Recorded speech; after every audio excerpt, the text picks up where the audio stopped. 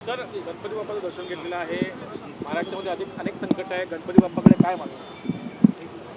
प्रतिवर्षाप्रमाणे याही वर्षी Hathway 5 star म्हणजे आम्ही सगळे केबल ऑपरेटर आणि कंपनी असे मिळून या गणपतीची स्थापना आमचे अध्यक्ष आणि या गणपतीचे सर्व सदानंद कदम हे करत असतात. आणि या विभागातील सगळे आम्ही केबल ऑपरेटर, या विभागातील जनता या गणपतीच्या समोर नतमस्तक होऊन आम्हा सर्वांना चांगलं दीर्घायुष्य मिळो, या विभागातील जनतेची सेवा आमच्या हातून हो अशी प्रार्थना करत असतो. त्याचबरोबर महाराष्ट्रामध्ये जो काय पावसामुळे त्रास आहे, आज बेरोजगारी आहे, असे अनेक प्रश्न आज आहेत. या सगळ्या प्रश्नातला महाराष्ट्रातील जनता सुखी हो अशी प्रार्थना आम्ही देवाकडे करत असतो.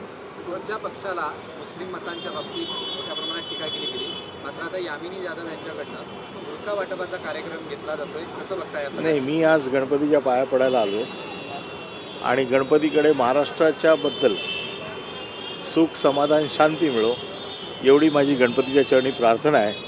हे गणपतीचं व्यासपीठ आहे. राजकीय व्यासपीठावरनं राजकीय उत्तरं देऊ. आज एक प्रश्न आहे.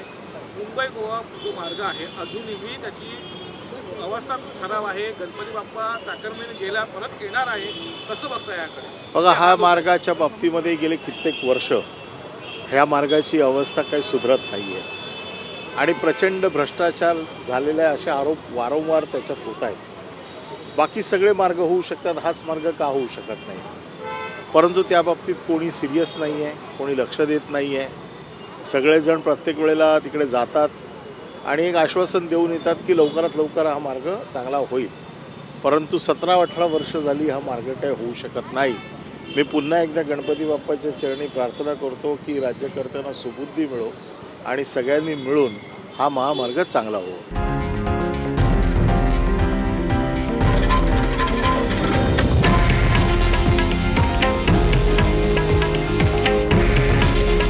हे आहे देशातील नंबर 1 न्यूज नेटवर्क आणि आपण पाहत आहात TV9 मराठी. काळजी तुमची, हित महाराष्ट्राचं.